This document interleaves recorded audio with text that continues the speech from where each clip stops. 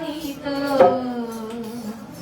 ఉంటానయ్యా నా ప్రాణ ప్రియుడా మహనీయుడా నా యేసయ్యా నీతో ఉంటానయ్యా నీవే కావాలేసయ్యా నీతో ఉంటానయ్యా నీతోనే ఉంటానేసయ్యా నిన్ను విడువలేనయ్యా నీవే కావాలేసయ్యా నీతో ఉంటానయ్యా నీతోనే ఉంటానేసయ్యా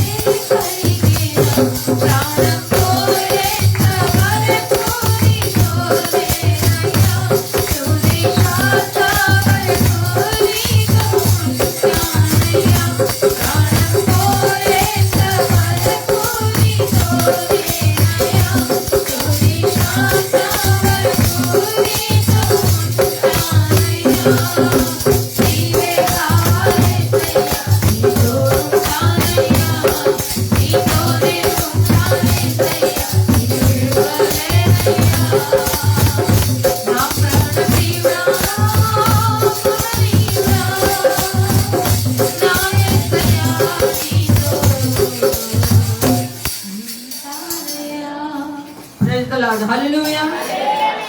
సరే మరొకసారి వాక్యాన్ని ధ్యానం చేద్దాం. యోబు గ్రంథము 29వ అధ్యాయము 6వ వచనము. నేను పెట్టిన అడుగెల్లా చేతిలో పడెను. బండ నుండి నా నిమిత్తము నూనె ప్రవాహముగా పారెను. చాలు. ఈ రెండు విషయాలు ధ్యానం చేద్దాం. నూతన సంవత్సరం మొదటి వారంలో దేవుడు మనందరితో మాట్లాడుతున్న విషయం, మనందరము కూడాను దీవెనలంటే సంతోషపడతాం. ఏవో కోపంలో వచ్చి మొన్నలాగానో వర్షంలాగానో పడుతుంటే ఇష్టపడతాం. ఆ సంతోషం మనతోనే కాదు, 100 మందికి ఏమి ఊరు మొత్తం దేశం మొత్తం ప్రకటిస్తూ ఉంటాం. కానీ కష్టం వచ్చినా, నష్టం వచ్చినా, బాధ కలిగిన, కొన్ని ఇబ్బందులు గురిక కోసం వచ్చిన, అసలు నీకు నాకు మనందరికి మించినటువంటి వారు మనకు వచ్చిన బాధలు ఇంకెవరిగా రానట్టు, అమ్మా ఈ పరిస్థితులు ఎవరికో రాకూడదు అన్నట్టు, అబ్బో మామూలు విషయం కాదండి, అసలు నేను ఎంతో శోధన అనిపిస్తున్నా మీకేం తెలుసండి అని అనుకుంటూ మన జీవితం అలాగా దేవునికి అయాస్కరంగా మనం మాట్లాడుతూ ఉంటాం. కానీ ఇప్పుడు చదువుకున్న వాక్య భాగము ఏమో అన్ని సుఖ సౌఖ్యాలు ఉన్నప్పుడు మాట్లాడలేదు. బాగా వినాలి. ఏబు గారు అన్ని పొందుకున్నప్పుడు మాట్లాడలేదు. అన్నీ కోల్పోయినప్పుడే, సమస్తము పోయినప్పుడే, ఆఖరికి ఆరోగ్య రీత్యా కూడా నువ్వు పోయినప్పుడే, శరీరము చీకిపోయి బ్రద్దలై అలాగే చర్మము శరీరంలో నుండి పురుగులు పడుతున్న సందర్భంలో కూడా తన జీవితంలో ఎప్పుడూ దేవుని నిందించి కానీ వ్యతిరేకించి కానీ జరగలేదు. ఒక నిరీక్షణ పట్టుకున్నాడు, నిరీక్షణతోనే సాగాడు. నిరీక్షణ కలిగిన వాడుగా దేవుని వైపు చూశాడు. ఒక దినం ఉన్నది నా కొరకు నా ప్రభు నేను ఎత్తిపట్టబోతున్నాడు. ఒక దినం ఉన్నది నా ప్రభు అలాగా నా కొరకు ఏదో కొన్ని ఉన్నతమైనవి దాచి ఉంచాడు. ఒక దినం ఉన్నది నా కొరకు దేవుడు ఉన్నతమైనటువంటివి ఆయన ఏదైతే నా కొరకు భద్రపరిచాడో అవన్నీ కూడా తెరచి నాకు ఇవ్వబోతున్నాడు అని ఒక నిరీక్షణతో సాగాడు. వాస్తవానికి ఈ వచనం చదువుతున్నప్పుడు అతని జీవితంలో ఇంకా ఏమి పొందలేదు. పొందనివన్నీ మొదట్లోనే కోల్పోయాడు. పొందినవన్నీ అలాగా ఆవిరైపోయినాయి. పొందినవన్నీ కూడాను అడియాసలు అయిపోయినాయి. పొందినవన్నీ కూడాను రెక్కలు వచ్చి పక్షికి ఎలా ఎగురుతుందో అలా ఎగిరిపోయినాయి. దేవునికి స్తోత్రం. ఈ వచనము రాసేటప్పుడు ఈ 29వ అధ్యాయం రాసేటప్పుడు అతని జీవితంలో ఏమీ లేవు. తిరిగి రెట్టింపు ఇవ్వటానికి 42వ అధ్యాయంలో కానీ తెలియలేదు. అంటే ఇంకా ఎన్నో ఉన్నాయి? 29 అధ్యాయం అంటే ఎన్నో అధ్యాయాలు ఉన్నాయి చెప్పండి త్వరగా. 13 అధ్యాయాలు ఉన్నాయి. అంటే 13 అధ్యాయములలో ఎంత బాధ అనిపించుంటాడు, ఎంత శోధన అనిపించుంటాడు, ఎంత కష్టాలు అనిపించుంటాడు, ఏమేమో అనిపించాడు. సరే, ఈ బాధ అంతా ఒక ఎత్తుగా ఉంది. ఏమండి, ఈ బాధ అంతా ఒక ఎత్తుగా ఉంది. స్నేహితులు ఒక శోధన, స్నేహితులు ఒక దూషణ, స్నేహితులు ఎత్తు పొడుపు మాటలు, స్నేహితులు బాణముల లాంటివి సంధించడం, ఇలాంటివి. ఈ ఆరోగ్యం కోల్పోతే కోల్పోయేది కాక, ఆస్తులు లేకపోతే లేకపోయింది కాక, ఉన్నాయి పోతే ఊడినాయి కాక, ఇవి చాలా కష్టం ఉంటారు. దేవుని బిడ్డలారా ఆలోచించండి. ఇవన్నిటిని కూడా దేవునికి అప్పగించుకున్నాడు, తట్టుకున్నాడు, తాడుకున్నాడు. కేవలం ఒకే ఒక నిరీక్షణ మీదనే తన జీవితం కట్టబడింది. ఒకే ఒక తన జీవితం ఆ నిరీక్షణ వైపే చూశాడు. కేవలము నిరీక్షణ అనేది సిగ్గుపడనివ్వదు అనేది ఎంచుకున్నాడు. అందుకే మొదటిసారేమో ఈ శ్రమలో, ఈ కష్టములో, ఈ నష్టములో నేను ఓపు వహించడం వలన, సహించడం వలన నేను దేవుని రాజ్యం కొరకు సిద్ధపడతాను అనుకున్నాడు. ఎందుకంటే దేవుని చేతిలో పుట్టం వేయబడటం అనేది శ్రేష్టమైన విషయం. నేను రాత్రి కూడా చెప్పాను, పరీక్షింపబడిన విశ్వాసం నమ్మదగింది కాదు.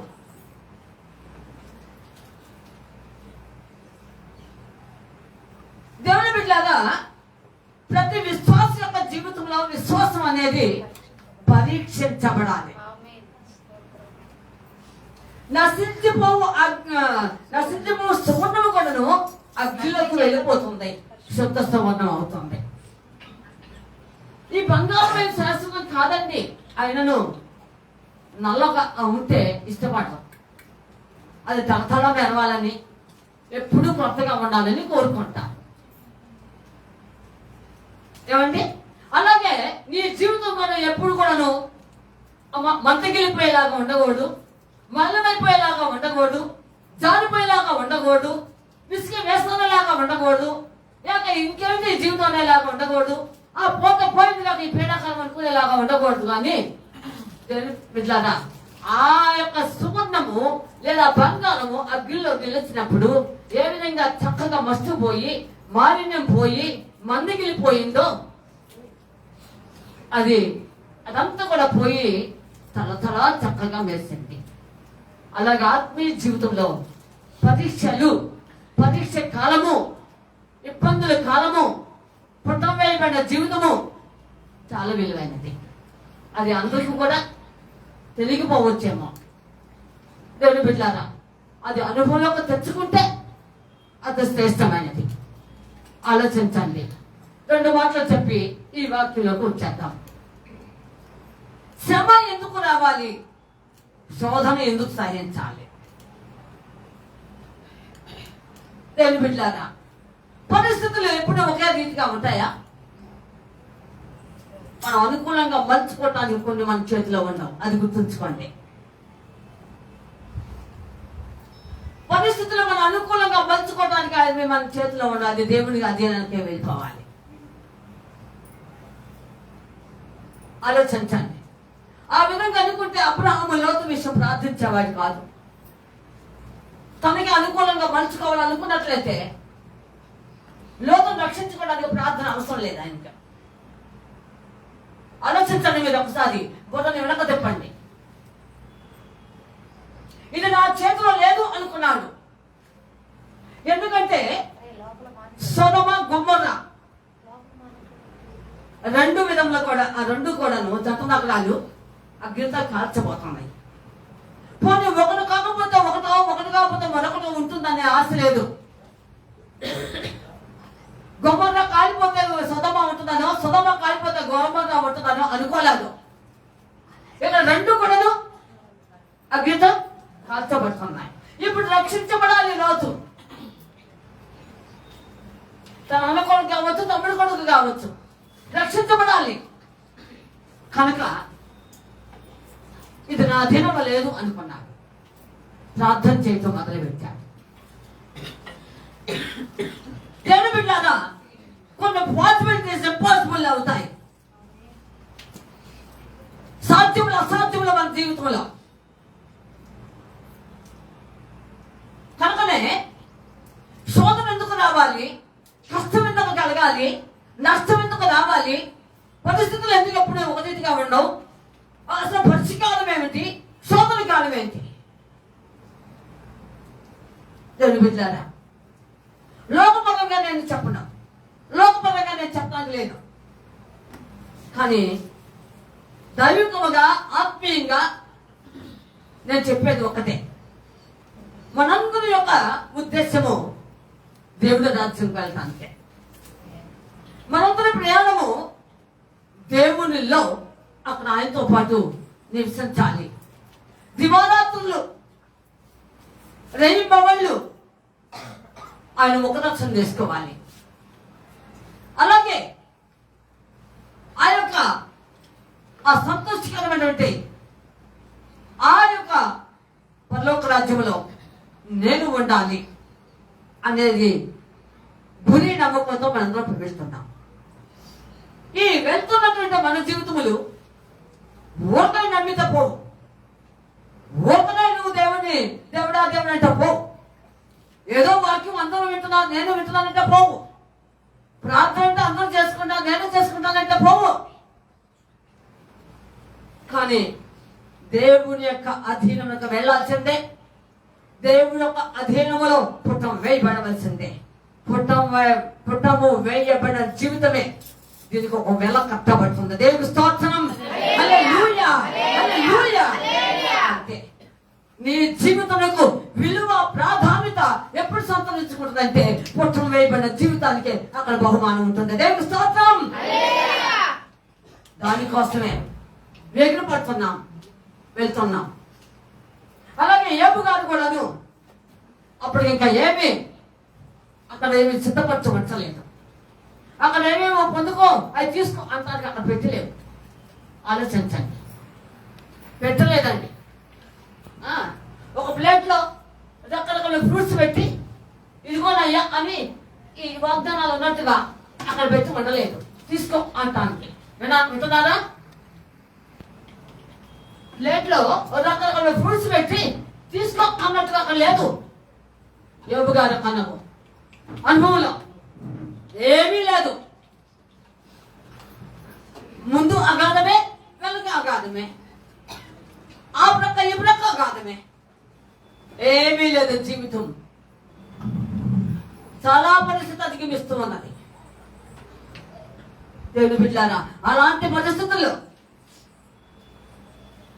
యోబుగా తన జీవిత అనుభవంలో పరిశుద్ధాత్ముడి యొక్క అనుభవంలో ఆయనలో ఉండే రాసింది. ఒకసారి ఆలోచించండి ప్రియులారా. శ్రమ కలిగితే తొందరపడుతున్నావా? వేదన కలిగితే ఎదురు పడుతున్నావా? ఎప్పుడు సంతోషమే కాదు. ప్రసంగులంతా చదవద్దు కానీ మనుషుడు ఆపత్తుల మందు ఆలోచించడానికి సుఖదుఖంలో పెట్టాడంట. అలా రెండు పెట్టాడు. వెలుగు చీకటి ఎలాగో, పగోదయ్యి ఎలాగో, దేవుని బిడ్డలారా ఇలాగ రెండూ పెట్టాడు. ఎప్పుడూ జీవితం సంతోషంగా ఉండదు, ఎప్పుడూ జీవితం దుఃఖమయంగా ఉండదు. రెండు అనుభవించిన జీవితం యొక్క మాధుర్యం ఏంటి చెప్పండి? కాదులే, విలువైనది. రెండు కలిసిన జీవితం అతి మాధుర్యమైనది. ఇతరులకు నువ్వేమైనా చెప్పాలంటే నీ జీవిత అనుభవం లేకుండా నువ్వు ఆకర్షించుకోలేవు. ఇతరులకు ఇదమ్మా అదమ్మా అని చెప్తే ఎవరితో ఈ రోజు స్వార్థ చెప్తే రావట్లేదండి. అసలు నడకంటే భయపడేవాళ్ళు లేదు. అసలు నడకంటే భయపడేవాళ్ళు లేదు. భయం లోపించింది ప్రజల్లో. ఎవరు చూశాడు? నేను చూసామా? చెప్పేవాళ్ళు చూశారా అని అంటున్నారు. ఆలోచించండి. కనుక దేవుని బిడ్డలారా, కనుక యోబు గారి యొక్క జీవితము బాధాకరమే. వేదనలు అనిపించాడు, పరిస్థితి అనిపించాడు. తను చూస్తూ ఉండగానే 10 మంది బిడ్డలు కోల్పోయారు. తను చూస్తూ ఉండగానే ఆస్తిని కోల్పోయారు. అన్ని కూడా ఉన్నదంతా కూడా నువ్వు చెప్పిపోయింది. అక్కడికి ఆరోగ్యంతో సహా అరకాలను తలంకం కూడా ఏమి లేదు, నిస్సహాయం. అందుకనే బూడిదలో కూర్చున్నాడు. బూడిద నిష్ప్రయోజనం. ఆ బూడిదను పారబోస్తాం కానీ ఇంట్లో ఉంచుకోం కదండి. అంటే బూడిద నిష్ప్రయోజనమే, అది ఎందుకు పనికిరాదు కనుక అది బూడిదతో పోల్చుకుంటూ అక్కడ కూర్చున్నాడు. దేవుని బిడ్డలారా ఆలోచించండి. ఇలాంటి పరిస్థితుల్లో తన జీవితంలో దేవుణ్ణి కలిగి ఉన్నాడు. దేవుని ఆత్మను కోల్పోలేదండి. శ్రమల్లో, శోధనలో, కష్టాల్లో, నష్టాలు అనేక మంది దేవుని ఆత్మను కోల్పోయే వాళ్ళు ఉంటారు, పడిపోయిన వారు ఉంటారు. ఏమి దేవుళ్ళు అంటే ఏం మాకు చేస్తాడని అనే వాళ్ళు ఉన్నారు. ఆయన నాతో ఉంటే ఇలాగా ఉంటానా అని అన్నాడు గిజ్జోన్ లాగా.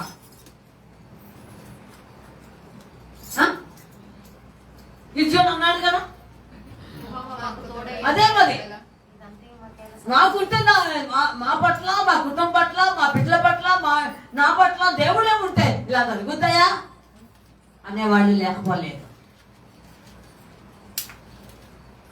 ఇలాంటి పరిస్థితుల్లో కూడా ఒంటరి వాడయ్యాడు. ఒంటరి వాడా ఒకడా చెప్పాలి మీరు చెప్పండి. అందరూ అందరూ నన్ను విడచినా నీవు నన్ను విడువనంటివే. అందరూ నన్ను విడచినా నీవు నన్ను విడువనంటివే. నా తండ్రియు నీవే, నా తండ్రియు నీవే, నా తల్లిదండ్రి నీవే యేసయ్యా. నా తండ్రియు నీవే, నా తండ్రియు నీవే, నా తల్లిదండ్రి నీవే యేసయ్యా. ఈ లోకము నన్ను విడిచినా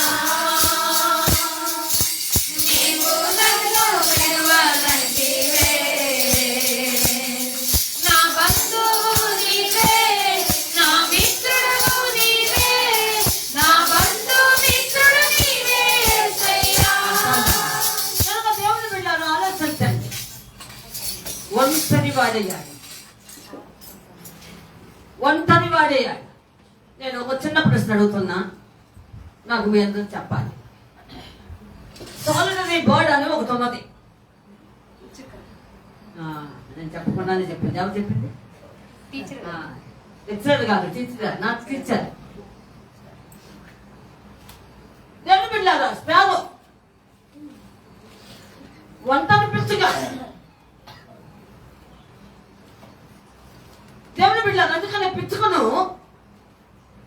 దావీదు కూడా వాడాడు. ఒంటరి పిచ్చుకున్నాయి. చూడండి, ఇది ఎట్లానే ఉంచి కీర్తన గ్రంథము 102:7 చదవమ్మా. రాత్రి మెలకువగా నుండి రాత్రి మెలకుగా నుండి ఇంటి మీద ఒంటిగానున్న పిచ్చుకోవలేనున్నాను. దేవునికి స్తోత్రములు. హల్లెలూయా. అమ్మా, రాత్రి మెలకుగా ఉన్నాను. అమ్మా, తర్వాత ఏం చేశాను? ఇంటి మీద ఉన్న ఒంటరి పిచ్చుకో. ఒంటరి పిచ్చుగా. దేవుని బిడ్డలారా, దాన్ని అది ఎప్పుడు ఉంటుంది? 10 మంది లేదు పోగేసుకుంటానికి. అబ్బో, మాకు ఇంతమంది ఉంటారండి, మాకేమండి, ఉంటే ఉండొచ్చులేండి, దానికి ఎవరేమంటారండి, మంచిదే కండి, ఎంతమంది ఉంటే అంత మంచిదే. కనుక దేవుని బిడ్డలారా, ఒంటరి వాడై తన వ్యక్తిగతమైనటువంటి స్థితిలో కూతుకుపోయిన వాడై బాధలు, వేదనలు, కష్టములు, నష్టములు, ఆరోగ్య రీత్యా అన్ని విషయంలో కోల్పోయిన వాడై తన జీవితం నిష్ప్రయోజనం, ఇక వెలుగు లేదు అనుకున్న సందర్భంలో ఈ యోబు గారు ఈ నూతన సంవత్సరం మొదటి వారం నీకు నాకు కూడా ఒక సందేశం ఇస్తున్నాడు. ఆయన, నువ్వు బాధలో ఉన్నావా? నువ్వు వేదనలో ఉన్నావా? నీ పరిస్థితులు నీ చేతులారా జారిపోయినవా?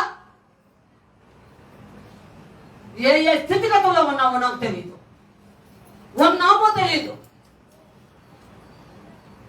అయితే అంటున్నాడు ఆయన, ఒకసారి మన ఆత్మస్థితిని వెనక్కి వెళ్ళించి ఆత్మలో లేవు ఒంటరిగా ఉన్నా, భూమిలో కూర్చుంటే పశ్చాత్తాపడుతున్నా, అనేక విషయంలో స్నేహితులు దూషిస్తున్నా సహించుకొని కొన్ని సందర్భంలో సంధించాలి, స్పందించాలనుకున్న సందర్భంలో మాట్లాడినటువంటి యోబు గారిని చూడవలసిన మనం చేస్తున్నాను. దేవుని స్తోత్రం.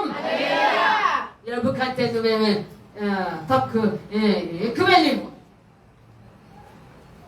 నీకు అందరూ ఉన్నారంటావుగా, ఊళ్ళో నుండి ఒకరు బయట లాగరా? వినాలి మీరు. ఏమండి, అది ఎవరు లేక ఊళ్ళో కూర్చున్నాడు. కోట్లు కోట్లు ఉంటే ఆరోగ్యం వస్తుంది, అసలు అది అంత లెక్క. అవునా కదా? ఆ రోజుల్లో కోట్లు లేవా? ఆ రోజు ఎప్పటికి రాలేదా? యెహోవా రాఫా అనే దేవుడు ఉన్నాడు. దేవుడు స్తోత్రములు. ఆ రోజుల్లో ఉన్నాడు దేవాది దేవుడు. ఐగుప్తులో ఉన్న తెగుడు ఏది నీకు రాదు అన్నాడు కదా. అప్పుడు జేబు గారి పక్షంగా లేడా? చెప్పాలి, అందరూ చెప్పండి. ఉన్నాడు. ఉంటున్నా కూడా ఈ పరిస్థితి ఎందుకు అట్లా అయ్యింది? చరిత్రలో ఏబుగా నిలిచిపోయాడండి. బైబిల్ గ్రంథంలో నిలిచిపోయినటువంటి వ్యక్తి ఎవరైనా అంటే ఏబుగా అదేనండి. శ్రమకు సాదృశ్యం, నష్టానికి సాదృశ్యం, మరి అనేక పరిస్థితులు కొట్టబడిన జీవితానికి సాదృశ్యం. ఆలోచించ ఆఫ్టర్ ట్రయల్స్ అతని జీవితం అలాగే ఎత్తబడింది. దేవుని స్తోత్రం. ఆలోచించండి దేవుని బిడ్డలారా. అలాగే ఇక్కడ చివరి దినాల్లో ఉన్నాం. నూతన సంవత్సరం మొదటి వారంలో నీవు నేను మనందరి జీవితంలో శ్రమలో ఉండే దీవెన ఉంటుంది, కష్టంలో ఉండే దీవెన ఉంటుంది. అమ్మ కనుక విసిగి వేసాలు వద్దు, సమస్యలు వద్దు, అలయ వద్దు, సొలసిపోవద్దు. దేవుడు ఈయన ద్వారా మనకి ఈరోజు చెప్పిస్తున్నారు. ఈ నూతన సంవత్సరం మొదటి వారంలో దేవుడు నీ కొరకు భద్రపరిచిన దాచి ఉంచినట్టు ఒక సందేశం ఇస్తున్నారు ఈ రోజున. దేవుడు స్తోత్రం. సిద్ధపడలేదండి. నేను వచ్చిన తర్వాతనే దేవుడు నాకు ప్రేరేపించబడిన వాక్యం ఇది. ఆలోచించండి అంటున్నాడు. ఒకసారి చదువమ్మ 29:6. నేను పెట్టిన అడుగల్లా చేతిలో పడెను. అది నేను పెట్టిన అడుగల్లా నేతిలో పడెను. నెయ్యి పరిశుద్ధాత్మ సాదృశ్యం. దేవుడు బిడ్డలారా, చాలిన దేవుడు నీ పరిస్థితి అంతా కూడా మైగలిగిన దేవుడు నీ పక్షంగా వచ్చేస్తాడు. కనుక ఒక నిరీక్షణ కలిగిన ఆయనగా ఇది మాట్లాడుతున్నాడు. 25లో ఏమేమి భరించావో, 25లో ఏ పరిస్థితులు కొట్టబడ్డావో ఆలోచించండి. అందుకే దావీదులాగా దేవుడు చెప్తున్నారు, మనం అర్థం చేస్తాం, నా బ్రతుకు దినములన్నీ నా వెంట వస్తాయి అన్నట్టుగా ఈ సంవత్సరంలో, ఈ నూతన సంవత్సరం మొదటి వారంలో ఆయన 2 జతపరిచి ఉన్నాడు. కృపాక్షేమం.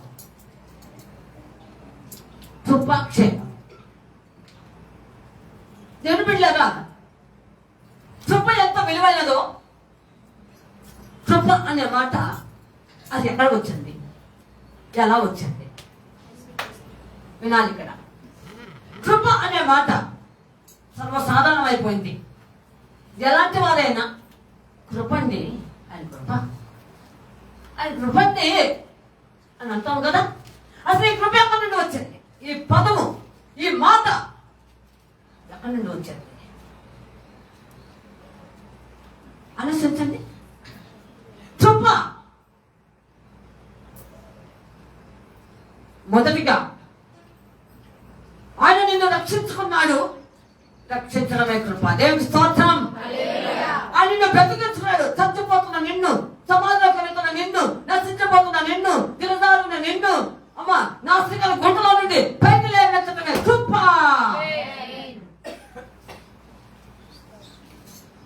ఇది కృప. ఇకపోతే రెండవదిగా కృప అసలు ఎట్లా ఉంటుంది, ఏ విధంగా ఉంటుంది? దీనికి రంగు ఉందా, దీనికి వాసన ఉందా, దీనికి రుచి ఉందా? చెప్పాలి. ఏమండి చదువుకున్న పిల్లలకి వీళ్ళందరూ సైన్స్ వాళ్ళు ఉన్నారు కదా, ఆమ్లలో క్షారమో ఏదో వాసన ఉంటుందమ్మా, వాసన ఉంటుందంట. కానీ దీనికి వాసన కూడా లేదండి. వినండి, కృపకు వాసన లేదు, రుచి లేదు, రంగు లేదు. నువ్వు అర్థం చేసుకోవటానికి, నువ్వు తాకటానికి లేదు. అయితేనే కృప ఎంత విలువైందంటే,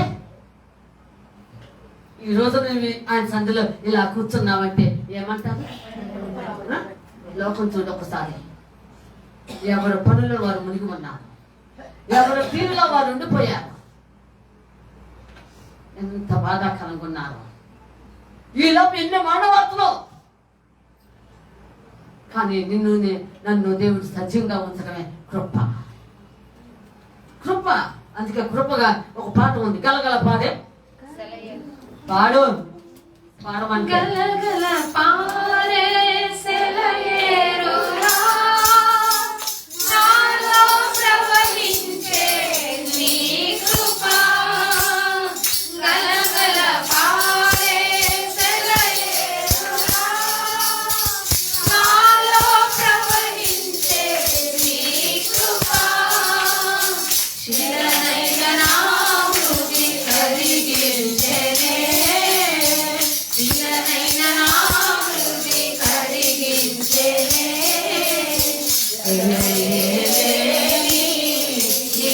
కృపా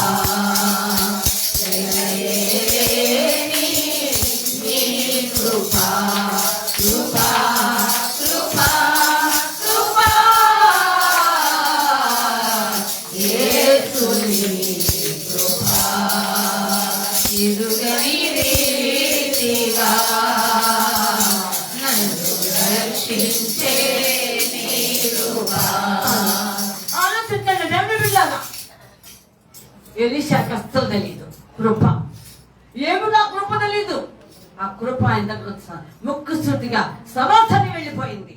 ఎవరి రూపంలో ఎలీషా గారిని తాత్కాలికంగా అక్కడ పెట్టాడు. భౌతికంగా ఆత్మ రూపంలో వెళ్ళిపోయింది. గొంగళం వేశాడు. ఆయన కృప పిలిచింది, కృప రమ్మంది, కృప నిలబెట్టింది, కృప అన్ని విషయంలో ఎత్తుపట్టింది. దేవుని స్తోత్రం. కృప. దేవుని బిడ్డలు ఆలోచించండి ఈ మధ్యాహ్నకాల సమయంలో.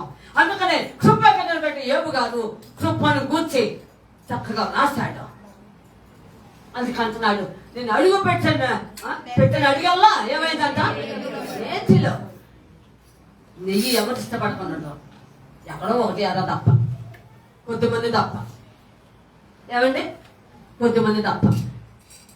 ప్రతి నెలాఖరు లోకంగా దగ్గరికి వెళ్తాం కదా, భోజనాలు ఏర్పాటు చేస్తారు. చల్లగా గారు నెయ్యి వేసుకోండి, కూరలో కూడా వేస్తారు. నాకేం కూరలో ఇష్టం ఉండదు. ఏమండి? తీసుకోండి, కూరలో వేసుకోండి. వద్దండి కూరలో వద్దండి అని అంటారు. ఎవరు ఇష్టపడరు? ఆలోచించండి దేవుని బిడ్డలారా. అందరూ ఇష్టపడే వాళ్ళే. దానికి టేస్ట్ వేరు, దాని తీరు వేరు కదా. అదే పరిశుద్ధాత్మ అనుభవం, ఆయన దర్శించమే మాధుర్యం, అంటే నెత్తుపట్టడమే మాధుర్యం, ఆయన నడిపించే విధమే మాధుర్యం. అనేక లేఖనాలు మాట్లాడటమే ఆయన నీలో ఉండి మాధుర్యం, ఆయన నిలబెట్టడమే మాధుర్యం. ఆలోచించండి ప్రియులారా.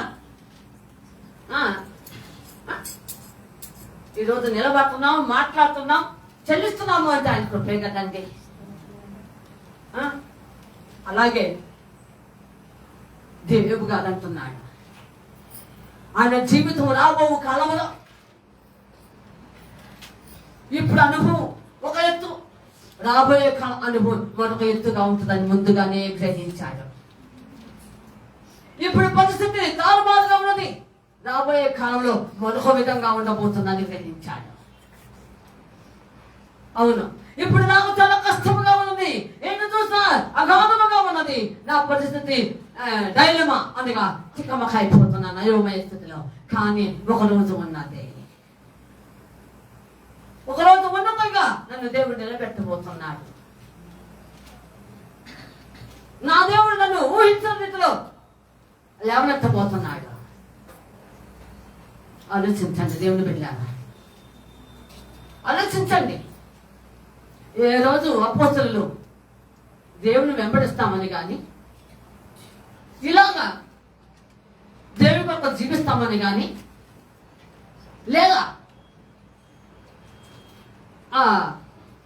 అతిశక్తం అవుతాం కానీ ఏ రోజు ఊహించండి. నాకు తెలిసి ఊహించి ఉండదు. కానీ కృపగల దేవుడు కృప ద్వారా పిలిచాడు. రండి నన్ను వెంబడించండి అన్నాడు. మారు మాట్లాడేది కృప అలాగే ఉంటుంది. మారు మాట్లాడటం, తెగించి మాట్లాడటం కృప. ఆలోచించండి ప్రియులారా. రండి నన్ను వెంబడించండి మొత్తం విడిచిపెట్టేశారు, వచ్చారు. ఆ కృప ఎంతో నడిపించింది. అంటే ఎదురాడు ప్రజల మధ్య, వ్యతిరేకించు ప్రజల మధ్య, తిరస్కరించు ప్రజల మధ్య, కొట్టుతున్నా సరే అమ్మా వారి జీవితం అప్పగించుకునేటువంటి కృప ఈ విధంగా లాస్ట్కి వచ్చేసి వారిని అలాగా సాక్షి అవడానికి సిద్ధపడ్డారు. దేవుని బిడ్డలను ఆలోచించండి. ఏ రోజైనా ఆలోచించుంటారా? పరిస్థితుల గురించి ఆలోచించుంటారా? ఆలోచించారా? చెప్పలేమండి, ఆలోచించలా. కానీ యోబు గారు మాత్రం చూచాడు. రాబో కాలం నా జీవితం ఎలా ఎలా ఉండబోతున్నదో, నా స్థితిగతులు ఎలా ఉండబోతున్నావో, నేను నా కుటుంబం ఎలా ఉండబోతున్నదో అన్నీ ఊహించుకున్నాడు. ఒక ఉన్నతంగా దర్శనంలో చూసి ఉంటాడు. అందుకని ఒక ప్రవచనాన్ని మాట్లాడాడు. అమ్మా నేను అడుగు పెట్టిన అడిగల్లా ఏం అవుతుంది అంతే. అంటే అంత విలువైనటువంటి స్థితి నాకు దేవుడు ఇవ్వబోతున్నాడు. అంత ఉన్నతమైన దీవులు నేను పొందుకోబోతున్నాను అనుకున్నాడు. దేవుని బిడ్డలారా, ఇలాగా నన్ను దేవుడు ఇప్పుడు పడుతున్న శ్రమ, ఇప్పుడు పడుతున్న కష్టం, ఇప్పుడు పడుతున్న యాతన, ఇదంతా ఒక ఎత్తు.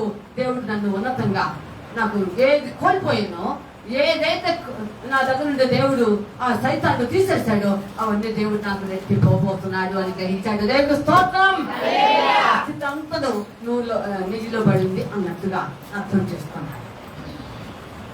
ఏమండి కనుక ఈ మధ్యాహ్న కాల సమయంలో నూతన సంవత్సరం మొదటి వారంలో దేవుడు ఖచ్చితంగా నీకు ఇస్తాడు. నువ్వు పొందుకోబోతున్నావు. అయితే నిరీక్షించు. నిరీక్షణ వదిలిపెట్టని ఏమి కాదు. నిరీక్షణ అయితే తోలాడలేదు. ఇలాగే చెబుతారులేండి వాక్యాలు, వాళ్ళు ఎన్నో చెబుతా ఉంటారులేండి, ఏముందలేండి అన్నట్టు అనుకోలేదు. గొప్ప సందేశం ఈ రోజు నీకు నాకు ఈ నూతన సంవత్సరం మొదటి వారంలో యోబు గారి ద్వారా మనకు అందిస్తున్నాడు. ఎంత కష్టపడ్డావో, ఎంత నష్టపడ్డావో, ఎంత బాధపడ్డావో, ఎంత నలిగిపోయావో, ఎంతగా పిండబడ్డావో, ఎంతగా ఆనంద రాబడి పడ్డావో,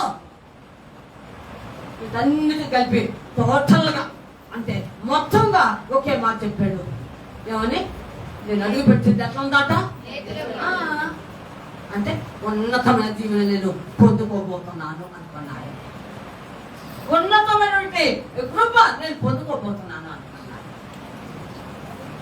నీవు నేను మనమైతే మాత్రము ఏముందిలేండి, ఏముంది, ఇప్పుడే ఇది లేదు,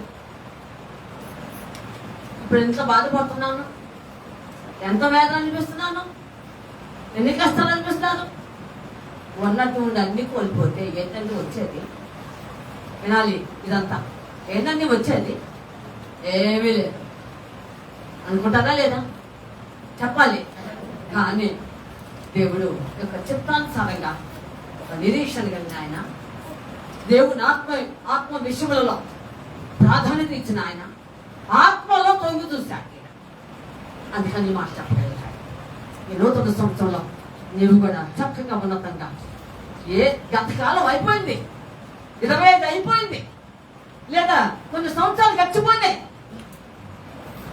అనుకున్నది నువ్వు సాధించలేదు, అనుకున్నది కాలేదు,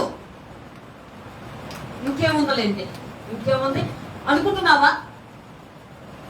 ఆలోచించాలి. కాదు, దేవుడు ఖచ్చితంగా నీ జీవితంలో ఏపు కాదులాగా రాబో కాలంలో నేను అధికంగా. అందుకే అంటాడు ఎస్కేల్ 36:11 ఒక మాట రాయబడి చదవండి.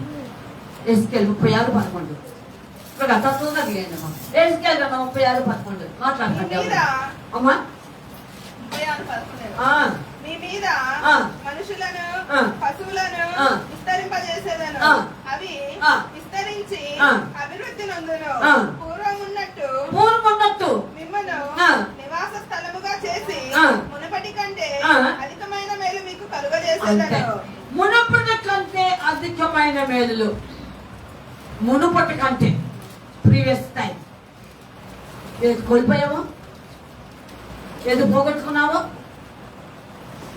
ఏమేమి అలాగా రెక్కలు కట్టుకుని పక్షిలాగా ఎగిరిపోయినవో, అప్పుడు ఇవన్నీ కూడాను దేవుడు నీకు దాచేయబోతున్నాడు, ఇవ్వబోతున్నాడు. ఆలోచించండి. కనుక ఒక విశ్వాసానికి వీరుడు,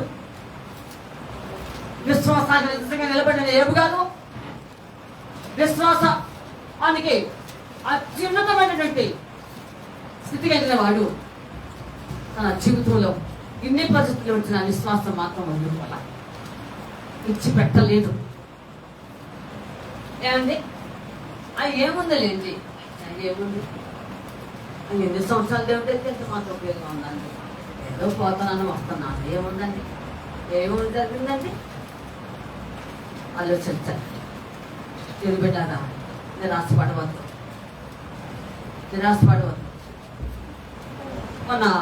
మన లక్ష్మి శనివారం పచ్చడికి వచ్చింది కదా అన్నాను. మనోడు ఎలా ఉన్నాడమ్మా అన్నాను. అక్క బాగున్నాడు అన్నాను. అంతకుముందు అప్పుడప్పుడు ఫోన్ చేసుకుని సూర్యని అడిగేదాన్ని, అమ్మ ఎలా ఉన్నాడు? ఓ బాగున్నాడు అక్క, చాలా బాగున్నాడు, అంత బాగున్నాడు అంటున్నాడు. అది ఆ పిల్లవాడు ఇంకా లాభం లేదు అనుకున్న కేసు. వాళ్ళ తాతయ్య అమ్మమ్మకు కూడా తెలుసు. అంటే ఇంకో మేనమామ ఇక్కడ ఉంటాడు, బుడమేనా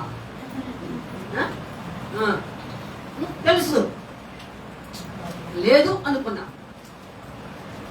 అలాంటిది లేదు అనుకున్నా తీరులో. ఇప్పుడు అలా మానవుడు ఎట్లున్నాడు అనుకున్నాడు, కేంద్రం కొట్టినాడండి. అవునా అవునా బ్రదర్? అవును లేడండి. సంఘ ప్రార్థనలో నేను వ్యక్తిగతంగా చాలా ప్రార్థన చేశాను.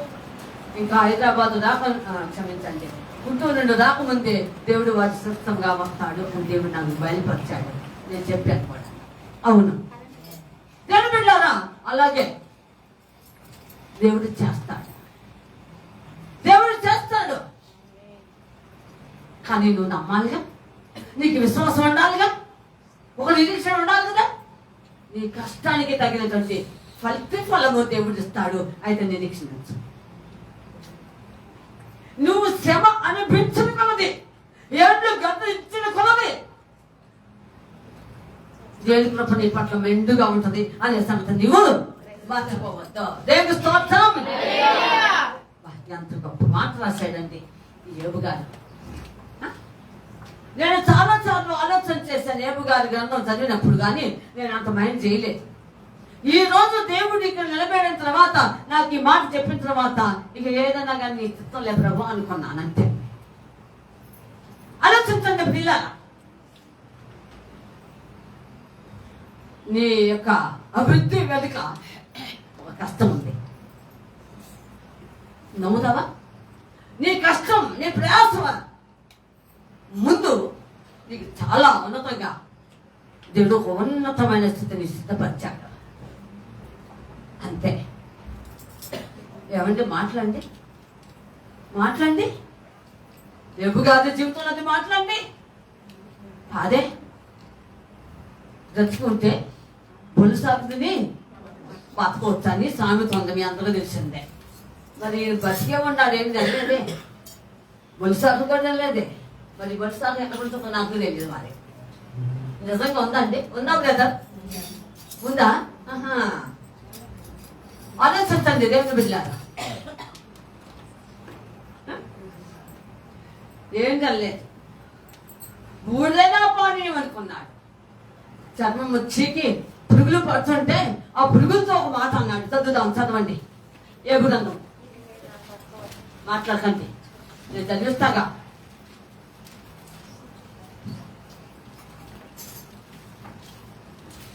వచ్చిన పాట. కన్నీరే సంద్రమైపోయినా, నా బ్రతుకే భారమైపోయినా, నీ నలిగిపోయినా,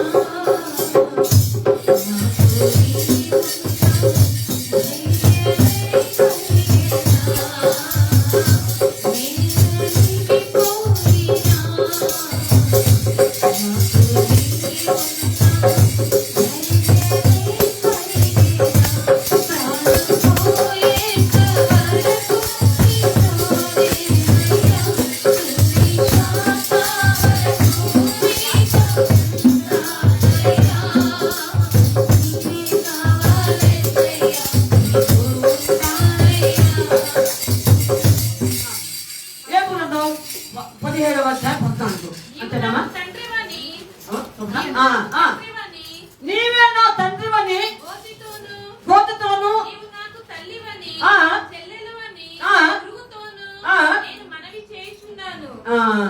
చూశారండి. ఏంటండి ఎంత బాధాకరమో మీరు ఆలోచించండి.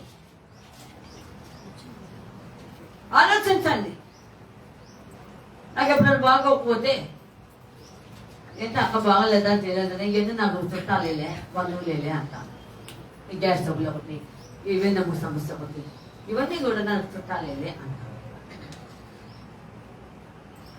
దేని వల్ల నాకు మించినవి ఇవి. ఇది నాకేం పెద్ద సింపులే, నాకు ఇదే పెద్ద సమస్యగా ఏదో దేవుడు బతికిస్తున్నాడు. ఆయన భూమిలో కూర్చొని ఈ విధంగా చిన్న పెంకుతో గోపుకుంటూ ఏమండి ఒక్క మాట చెప్పాలంటే తెలుగులో ఆయనకున్న పుండ్లు ఆయనకున్న ఇది దేంతో వర్ణించారంటే మళ్ళీ లెపసీ అంటే కుర్చీతో పోల్చారు. ఎంత భయంకరమైన స్థితిని ఎదుర్కొంటున్న ఆయన ఆ పురుగులతో ఆ గోతుతో ఆ మాటలు చెప్పాడు. కానీ ఎందుకు ఇట్లా చేసావయ్యా, ఎందుకు నన్ను ఇలాగ అప్పగించావు, నన్ను తీసేసుకోరాదా అని 42 అధ్యాయాలు అక్కడ అనలేదు. అన్నాడా? చెప్పాలి. ఒక మాట మాత్రం అన్నాడు ఒక అధ్యాయంలో, నా తల్లి గర్భంలో పెండమలంగా నేను పడిపోతే అసలు పేసి ఉండేది కాదు కదా అన్నాడు. కానీ నన్ను అలా చేయమని మాత్రం అడగలేదు. అంటే లైక్ అభ్యాసం. దాని బిడ్డ ఆలోచించండి.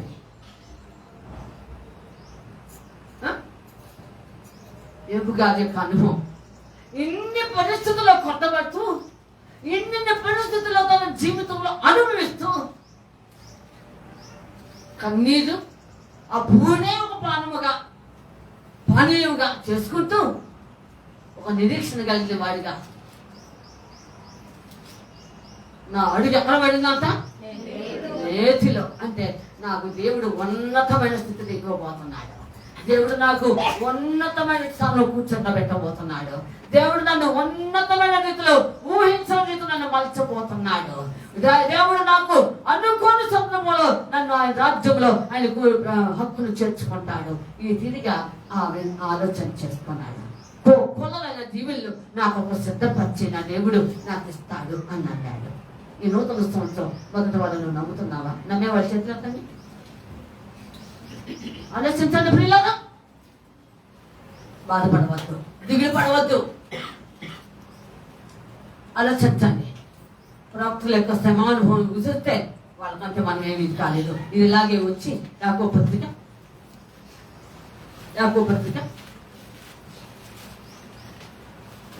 హెబ్రీ పత్రిక తర్వాత ఉంటుంది చూద్దాం.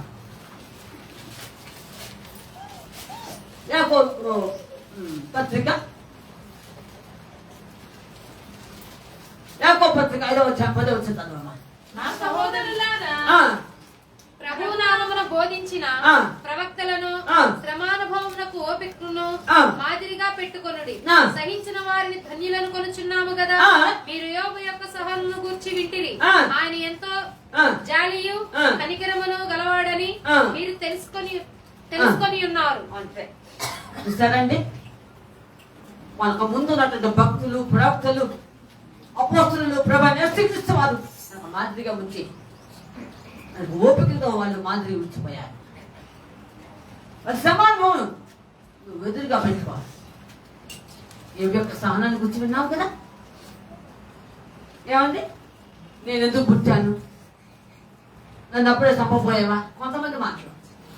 ఎందుకయ్యా ఈ తిరిగి వచ్చావు, నేను నిష్ప్రయోజకురాలని, నేను ఉండటం కూడా వేస్తే అని నువ్వు అనుకుంటే అట్లా. నిన్ను పుట్టించిన దేవుడు నీ పట్ల గొప్ప ప్రణాళిక ఉంచాడు. దేవుడు స్తోత్రం. నిన్ను పుట్టించిన దేవుడు నిన్ను ఏమో చేయాలని అని ఆశపడినది. ఆలోచించండి దేవుని బిడ్డలారా. ఒక ఆశ ఉన్నది, ఆయన ఒక కోరిక ఉన్నది నీ పట్ల. ఆయన ఆశ, కోరిక నీ పట్ల తీర్చబడాలంట. ఎట్లా వస్తాం? ఎట్లా చంపుతాడు ఆయన? వినాలి, వింటున్నారా? చంపడు. నువ్వు కోరుకున్న రాదా సాగు రానే రాదు. ఏమండి ఆలోచించండి. యూట్యూబ్లో ఒక పాట వింటూ ఉంటాను. ఈ అమ్మాయి కూడా చూడాలి, నాది ఏదో ఆశ నాలో ఉన్నది అని ఓ పాట పడతాను. పేరేదో ఆశ, ఏదో ఆశ. అదే పడు పాడు సరిగ్గా పాడు.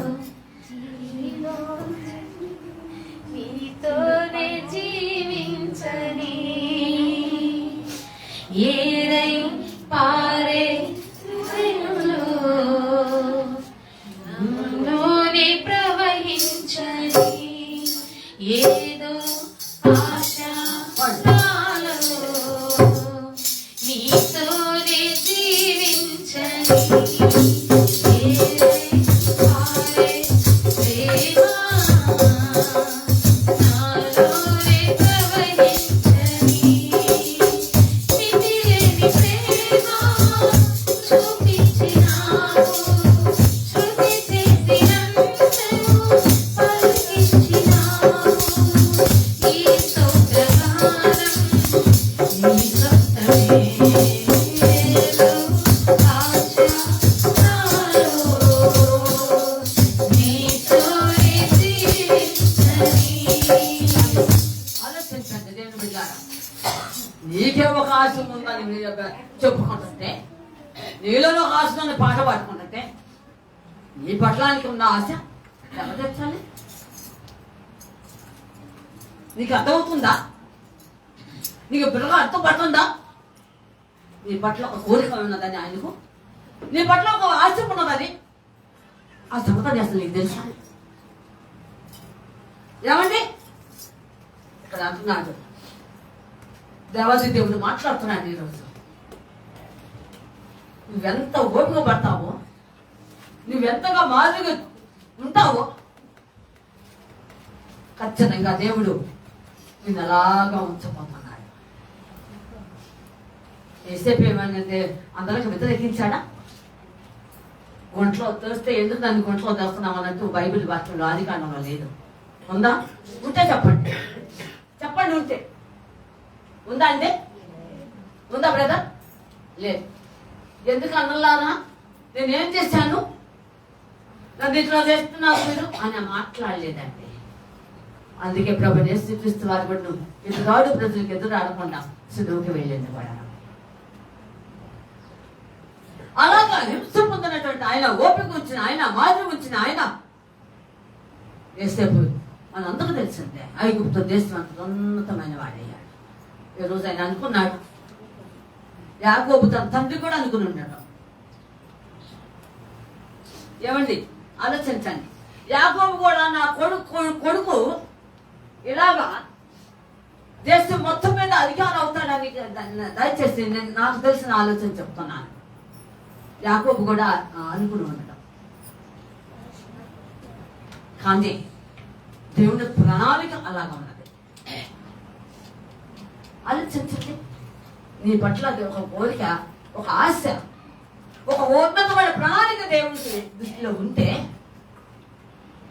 ఈ శ్రమ నాకేనా అంటే ఇతరులకు రావాలా? నాకు తెలియక అడుగుతున్నాను లేదే, ఇతరులకు రావాలా? ఇతరులకు వస్తే సంతోషాన్ని మీదన్నా అది చెప్పాలి. ఇతరులకు వస్తే సంతోషమా? ఏమండి, అది మన వంతు వచ్చింది. ఏం చేయాలి? ఈ రోజున మనమే భరించాలి. ఇది నా వంతు వచ్చింది. ప్రభువా, ఈ గిన్నెను లేదా ఈ పాత్రను నా ఎదురు కలమనేము, కానీ నీ చిత్తమే జరిగిందాక. ఆలోచించండి, ఆయన చిత్తం జరిగించుకుంటాడు కష్టంలో, నష్టంలో, బాధలో, పరిస్థితుల్లో. అందుకని ఏపు కాదు, తన పరిస్థితులు వ్యతిరేకంగా ఉన్నాయి. అసలు ఆలోచన చేసేదాకా కూడా లేదనుకోవాలి.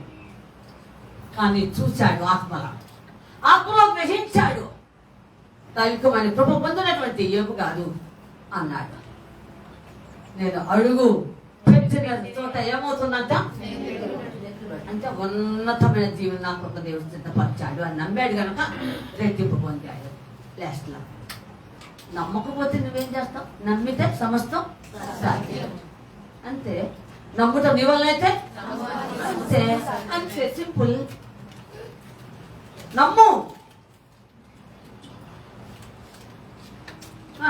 నమ్మాడు. ఇకపోతే కిందకు ఉంటుంది, కింద చదవండి.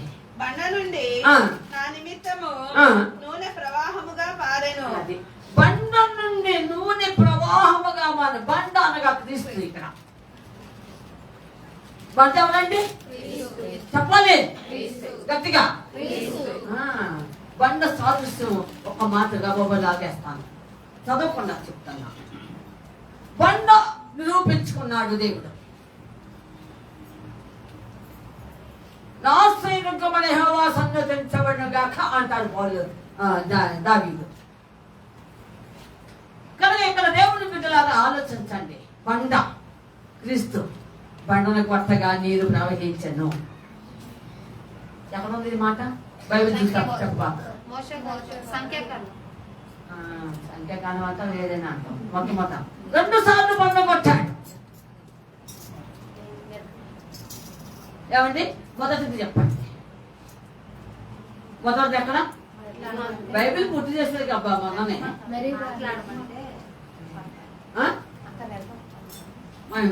మాట్లాడంలో ఉందమ్మా. మొదటిదే కదా నేను అడిగింది. రెండవది సంఖ్యాకాండం.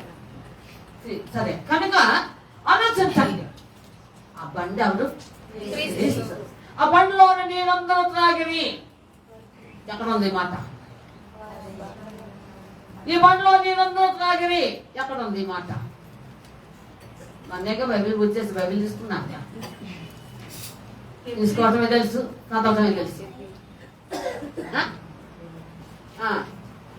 ఏమంటే ఎక్కడ ఉంది?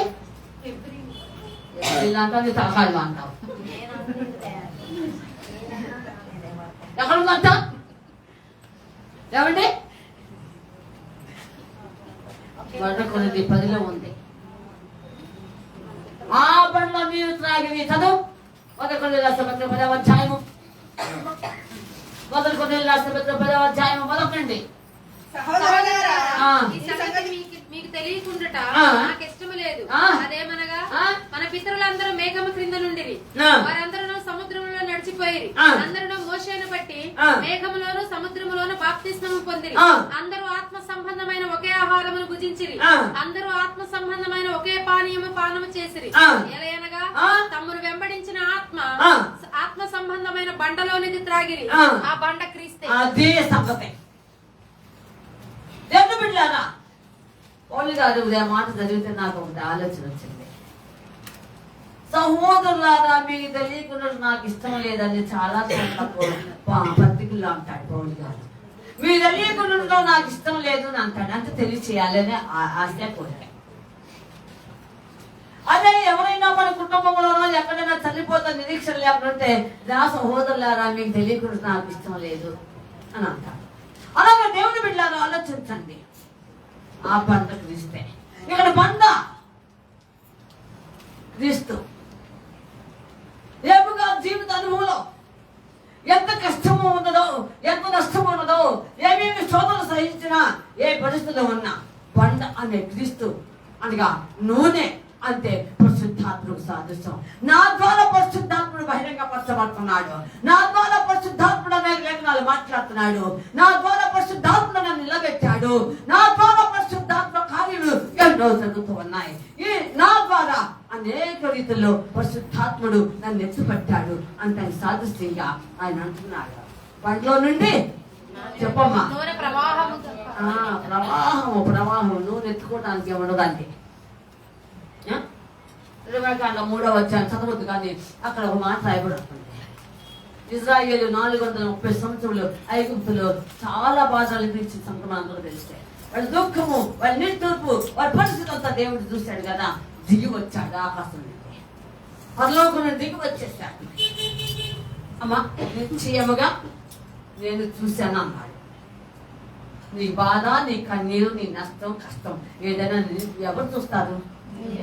కనుక దేవుడు చూసాడు ఒకనే పని కట్టుకుంటాడు. దేవుడు చూడకపోతే పని కట్టుకోవాలి, అది వేరే సంగతి. కనుక దేవుని బిడ్డలారా ఆలోచించండి. ఈ మధ్యాహ్న కాల సమయంలో పని కట్టుకున్నాడు. అలాగే దేవాది దేవుడు నీవెంత నలిగావు, ఎంత పిండపడ్డావు, ఎంత ఆరోగ్య దాపిడి బండి ఉన్నావు, ఇది ఇలాగే ఉంచి ఎప్పుడు పత్రికలో పౌలు గారు ఒక మాట అంటాడు. వండర్ఫుల్, ఆశ్చర్యపరిచేటువంటిది గొప్ప మాట చదువుతాం. ఏప్రిల్ రాష్ట్ర పత్రిక 50 పత్రికలు ఉంటుంది. 10వ అధ్యాయం చదవమ్మా.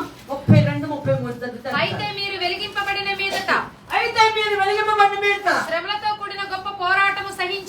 అది ఏ పోరాటం వచ్చేది? అది అండర్లైన్ చేసుకోండి. చాలా మంది అండర్లైన్ చేసుకోలేదు. ఏమండి?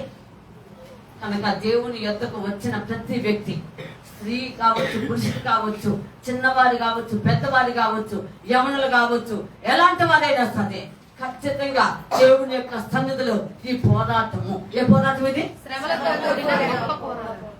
ఈ పోరాటానికి పేరే శ్రమతో కూడిన పోరాటం, విశ్వాసమైన పోరాటం. అదొక పోరాటం. ఏంటండి? ఎంత గొప్ప మాట్లాడండి. మళ్ళీ ఒకసారి చదువు. అయితే మీరు వెలిగింపబడిన మీదట అంటే అర్థం ఏంటంటే రక్షింపబడి మీరు దేవుని యొద్దకు వచ్చి వాక్యం విని మార్పు చెంది రక్షించబడిన దగ్గర నుండి శ్రమలతో కూడిన గొప్ప పోరాటము సహించిన పూర్వ దినములను జ్ఞాపకము తెచ్చుకొనడి.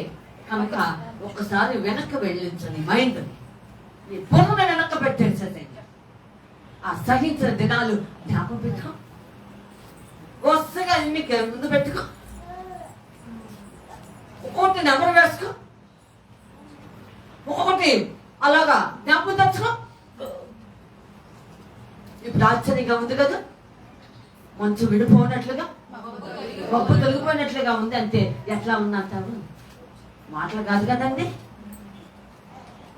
ఈ పరిస్థితి అంతా కూడాను ఇందాక అమ్మాయి పడింది. కంటి పాపల పడమ్మాయి కంటి పాపలా కాచినావయ్యా, చంటి పాపను మోసినట్టు మోసినావయ్యా, చేతి నీడలో దాచినావయ్యా, తోడుగా ముందులే నడిచినావయ్యా, పోషించినావయ్యా, బలపరచినావయ్యా,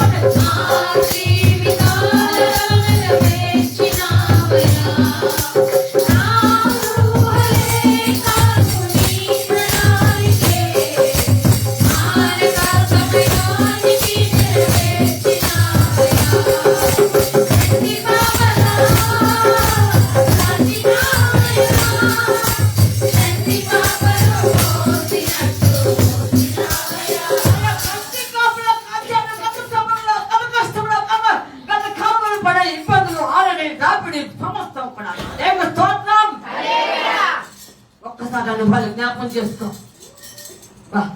దేవుడు ఎంత గొప్ప దేవుడు అంటే విడుదల చేస్తే విశాంతి ఇచ్చి నన్ను విశాలమైన స్థలంలో తోడుకొని దావీదు చెప్పినట్టుగా అబ్బాయి ఎంత చేశాడు? ఖచ్చితంగా లేదా? ఏంటండి అంత చూస్తారు క్రితములు? అవునా కదా? అవును. అబ్బా మామూలు విషయం అండి. దావీదు అంటాడు, నన్ను విశాల స్థలంలో ఎత్తుకొని పోయాను అంటాడు. అలాగే నేనన్నిటి నుండి ఇరుకులు, ఇబ్బందులు, కష్టములు, నష్టములు, పరిస్థితులు తలబడైనా నేను అలాగే ఎత్తుపట్టి చాలా స్థలం అనబడిన దేవుడి రాజ్యంలో ఎత్తు కూర్చోబెట్టాలని సిద్ధపడ్డాడే. పూర్వపు దినములు జ్ఞాపకం చేసుకో. చదువు ఇంకా. ఒక విధముగా చూచితే మీరు నిందలను బాధలను అనుభవించుట చేత 10 మందిలో ఆరడి పడితిరి. మరి ఒక విధముగా చూచితే వాటిని అనుభవించిన వారితో పాలివారైతిరి. అంతే. చూస్తారా? ఇవన్నీ జ్ఞాపకం చేసుకోండి. ఒలుగా అంటున్నాడు ఇప్పుడు ఈ పత్రికలా. దేవుని బిడ్డలారా, ఇన్ని పరిస్థితుల్లో కూడా నేను జీవితంలో విశ్వాసాన్ని కోల్పోలేదు. విశ్వాసం సగం లేదు. విశ్వాసంలో మార్పులు రాలేదు. కొంచెం ఒక రకంగా ఉంటే ఏముంది లేదు, ఏముంది మాట ఎక్కడ మాట్లాడతారో తెలియదు. ఏమండి? దేవుడు మారడం కాకపోతే నువ్వే మారేది, నేనే మారేది. వాక్యం మారదు, నీవే మారేది, నేనే మారేది. కనుక మానవుని దేవుని యొక్క మనం ఉంటున్నాం. ఇవన్నీ జ్ఞాపకం చేసుకో. ఇవన్నీ అనుభవం కోసమే. గత కాలంలో 25 అంతా కూడాను భారభరితమైన పరిస్థితులని కూడాను నిట్టూర్పు ఇచ్చావు. గొప్పలాగా మూలుగో చెప్పాను మొన్న కూడాను. సుజాత వెంటిలేషన్ మీద ఆ వెనక గోడకు దగ్గర ఈ పౌరు ఉంటుంది, పౌరాలు ఉంటాయి, 2-3 ఉంటాయి. నేను చూశాను చాలా సందర్భాల్లో. భలే మురుగుతూ ఉంటుందండి. ఇక్కడ ఈ కంఠం దగ్గర కూడాను అది కదులుతూ ఉంటుంది. నేను చూశాను, అసలు చూడాలనే చూశాను. ఈ కంఠం దగ్గర ఇది కూడా పాపం లోపల కదులుతూ ఉంటుందండి. ఎంతగా మూలిగిందో మీరు ఆలోచించండి. అలాంటి ములుగులు కూడా నేను జీవితంలో అనుభవించమంటావా? 25 అంత చేతిగా చిన్నమయముగా పరిస్థితి తారుమారైపోయి నీ చేతుల్లో ఉంది అనుకున్న దానిపోయి. ఏమండి? అయితే దేవుడు చెప్తున్నాడు ఏపు గారిలో ఉండి, రాబో దినములు ఈ జరుగుతున్న నూతన సంవత్సరం నువ్వు నడిచే ప్రతి అడుగు, వేసే ప్రతి నడిచే ప్రతి బాట, వేసే ప్రతి అడుగు దేవుని దృష్టికి చాలా విలువకరంగాను జీవనమయంగా చేయబోతున్నాడు. దేవునికి స్తోత్రం. పండుగ నుండి నూనె పరిశుద్ధాత్ముడు నీలో నుండి ఉద్భవించబోతున్నాడు. పరిశుద్ధాత్మ బ్రహ్మ. అవును, ఈరోజు దైవజనులు వాక్యం చెప్తున్నారు అంటే సొంత మాటలు వేరుండి. సొంత మాటలు శరీర సంబంధంగా వస్తాయి. ఆత్మ సంబద్ధమైన రీతిలో ఆలోచించండి. మనుషుడా ఏది విత్తుదు ఆ పంటే శరీర సంబంధం విత్తితే శరీరం సంబంధమైనది, లేదంటే ఆత్మ సంబంధమైన విత్తితే కనుక ఆలోచించండి. ఈ మధ్యాహ్న కాల సమయంలో దేవాది దేవుడు చెప్తున్నాడు, నీ కష్టంలో నీ నష్టంలో ఈ 2 అనుభవాలు నువ్వు పొందేవో లేదో నాకు తెలియదు. ఒక 25 ఉందండి, గత సంవత్సరంలో పొందలేదా? ఎప్పటికప్పుడు దేవుడు అన్నిటి నుండి కూడాను తప్పించి నేను ఒడ్డుకు వేస్తున్నాడు. ఆలోచించండి. ప్రవాహంలో కొట్టుకుపోతున్నటువంటి వ్యక్తి కొంచెం జుట్టు కల్పిస్తున్నా సరే, అయ్యో వెళ్ళిపోతున్నారా సరే, అమ్మా గజగీతగాళ్ళని పోయి మొత్తానికి లాక్కొస్తున్నారా లేదండి? అవును. అలాగే దేవాది దేవుడు నీ పట్ల ఉండి ఆ గజగీతగాళ్ళలాగానే దేవుడు ఏం చేశాడండి? లాక్కొచ్చి ఒట్టిన పడేసి పడటం వేయటం కాదండి, నువ్వు చావటం ఆయనకి ఇష్టం లేక నీరు దాగేమేమో అని పొట్టం నొక్కి పెడతాడు. ఏం చేస్తాడంటే దేవుడు, శుద్ధుడా నీ పిలుపు వింటిని ఆదరికినే పయనమైతిని.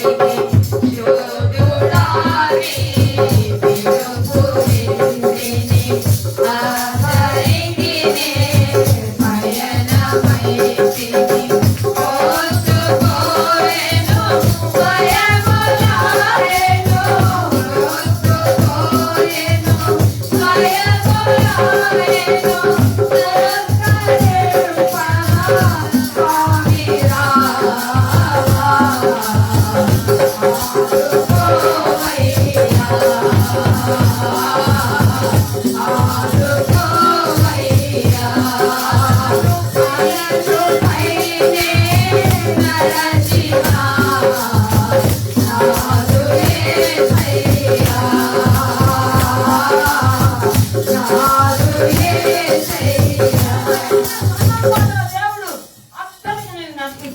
ఒకసారి ఆలోచన చేసుకో. దేవుని బిడ్డారా, ఈ మధ్యాహ్న కాల సమయంలో దేవుని ఆత్మ దేవుని బిడ్డలు నూతన సంవత్సరం మొదటి వారంలో నీ కొరకు కొల్లాలైనటువంటి దేవుళ్ళు దాచిపెట్టి ఉంచాడు, భద్రపరిచి ఉంచాడు. ఆత్మీయ అనుభవంలో, ఆత్మీయ కృపలో, ఆత్మీయ స్థితిలో, సంతోష ఆనందంలో కాకనే అన్ని విషయంలో నువ్వు ఉజ్జీవంగా ఉండాలని కోరుకుని ఆయన ఈ విధంగా ముందు నడిపిస్తున్నాడు. ఈ రోజున నీ జీవితం కూడా నువ్వు అలాగా ఉండటానికి ఇష్టపడుతున్నావా? గత కాలంలో ఏది ఎట్లున్నా సరే వదిలేసేసి ఆయన చూసిన దేవుడు చూచాడు, ఇప్పుడు ఇంకా కూడా నడిపించబోతున్నా దేవుడు. కనుక ఆయనకు అప్పగించకుండా ఈ నూతన సంవత్సరం మొదటి వారంలో దేవుడు నిన్ను నన్ను ఖచ్చితంగా చెప్తున్నాడు. ఏమండి అని చెప్తున్నాడు, ఆలోచించండి. కనుక నేను నీ కొరకు ప్రాణం పెట్టి ఉన్నాను. చెవులో భద్రపరిచి ఉన్నది నీకు అది శ్రేష్టమైన బహుమానం. దరిద్రత సమస్తము కొట్టివేయబడి నీ కొడుకు నా కొడుకు దేవాది దేవుడు ఉన్నతమైన స్థితిని ఇవ్వటానికి సిద్ధపడి ఉన్నాడు. పరిస్థితులు చూస్తున్నావా? ఎదు చూస్తున్నావు? మనుషులు చూస్తున్నావా? ఏదో చూస్తున్నావు? వాక్యాన్ని చూడు, వాక్యంలో లోతుపాతులు గ్రహించు, వాక్యంలో సత్యాన్ని గ్రహించు, వాక్యం ఏమైందో రుచి చూడు. ప్రభుని యేసుక్రీస్తు వారు నీ పక్షంగా ఉన్నతమైన కంటే బహుమానం ఇవ్వటానికి కులం లేకుండా ఈ వారంలో చిత్తపరిచి ఉంచాడు. ఈ సంవత్సరం నీకు ఇవ్వబోతున్నాడు. దేవుడికి స్తోత్రం. అన్ని విషయంలో దేవుడికి మన జీవితం అప్పగించుకుని ప్రార్థన చేసుకుందాం. దేవుడి వాక్యం దీవించుకుందాం. ఆమె ప్రార్థన చేసుకుని చేయాలి చేయాలి చేయాలి.